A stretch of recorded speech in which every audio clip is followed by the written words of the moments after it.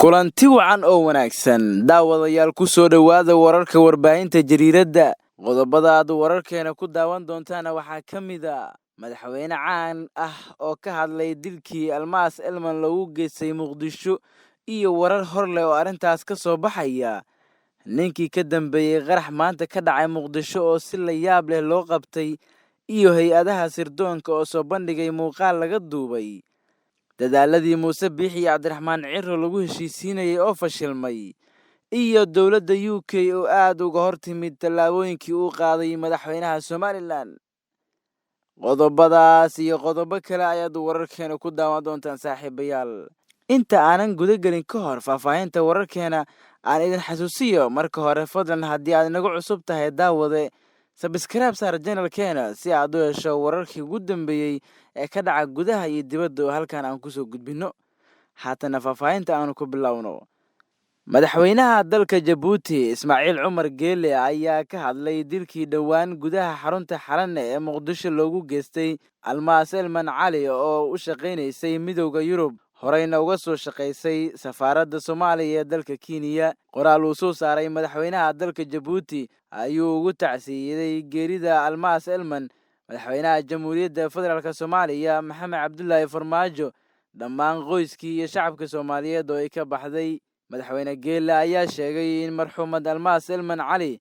oo ay ahayd iftiin u soo baxayay ummadda iyo qaranka Soomaaliyeed isla markaasna lahayd mustaqbal wanaagsan waxa uu hadalkiisa raaciyay inuu ka naxay geerida Almaas markii uu maqlay Almaas Elman Cali ayaa 20kii bishan xabad aan weli la shaacin halka ay ka timid waxa ay ku dishay gudaha xarunta Xalane xilli ay doonaysay inay ka dhoofto garoonka diyaaradaha Aadan Cadde ee Muqdisho qaybihii hore ee jariiradda media ayaa daawanaysaan saaxiibayaal magaalada Muqdisho ee caasimadda Soomaaliya maanta waxaa ka dhacay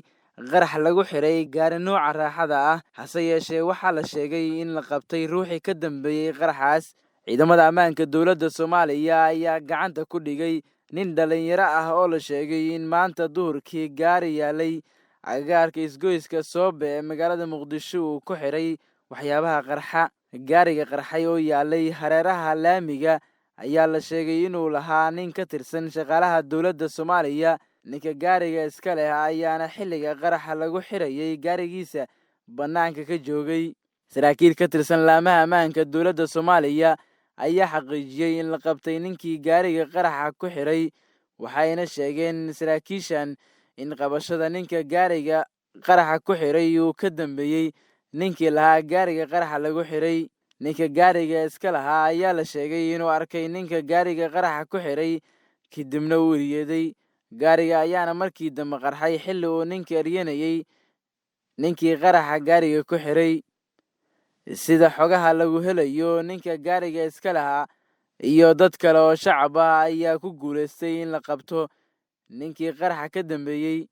waxaana ninka lagu weeraray ciidamada booliska gaar ahaan kuwa dambi baarista sarkaal ka tirsan booliska ayaa sheegay in ninka la qabtay uu qirtay in qaraxa gaariga ku xiray waxa uuna sheegay in loo diray in qaraxyada ku xiro gaadiidka leh muraayadaha madow uu sheegay in inta badan ay wataan dadka dowladda u shaqeeya qaraxa uu maanta ka dambeeyay ninkan la qabtay ayaa waxaa ku dhaawacmay hal qof oo shacab ah oo ka agdhowaa halka uu qaraxa ka dhacay waxaana dab xoogan uu qabsaday gaariga qaraxa lagu xiray qaybihii dambe ee jariiradda media ayaa daawanaysaan dadaaladii lagu heshiisiinayay madaxweynaha Somaliland iyo hogaamiyaha xisbiga wadani Cabdiraxmaan Ciro ayaa la sheegayaa inay fashilmeen gudoomiyaha xisbiga UCD ee Somaliland Faysal Cali Waraabe oo maanta shir jiraa'id ku qabtay Hargeysa ayaa rajaxumo ka muujiyay wadahadaladii uu ka dhex waday xukuumadda Muuse Biixi Cabdi iyo xisbiga mucaaradka ee wadani uu hogaaminayo Cabdiraxmaan Maxamed Cabdullaahi Ciro Faysal Cali Waraabe ayaa sheegay in guddigii isxilqaamay ee hogaaminayay ay ka quusteen in la soo afjaro khilaafkaas, waxa uuna eedda dusha ka saaray madaxweynaha maamulka Somaliland Muuse Biixi Cabdi. Guddoomiyaha UCID ayaa tilmaamay in rajo uusan ka qabin wadahadalladaas ay ka soo bixi karaan natiijo waxtar u leh, waxa uuna xusay inuu ka quustay Muuse Biixi. Sidoo kale waxa uu intaas ku daray in arrinta wadahadallada ay hadda ku wareejiyeen guddi ganacsato ah oo sii wada dadaalada lagu qaboojinayo xiisadda labada dhinac. Waa iga dhammaatay Muuse, rajo badan kama qabo in wadahadalladaas wax ka soo bixi doonaan.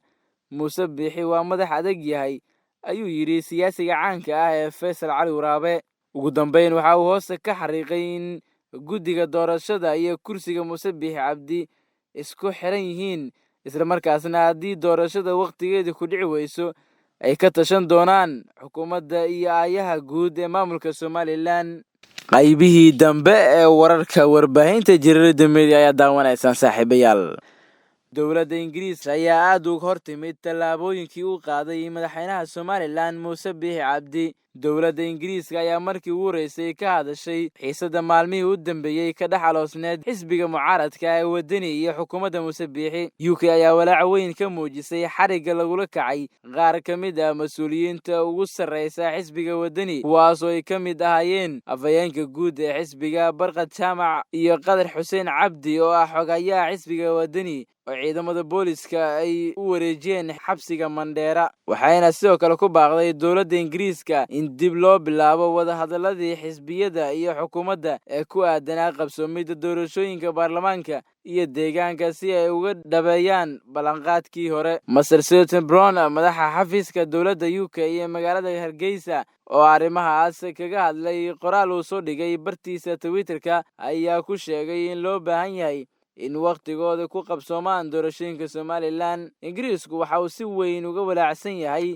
xadhigga sii socda ee loo geysanayo siyaasiyiinta mucaaradka ee Somaliland. Waxaan ugu baaqaynaa dowladda inay xorriyaddooda si dhaqso ah ugu soo celiso. Waxa uuna intaas ku sii daray, waxaan ku dhiirigelinaynaa dhammaan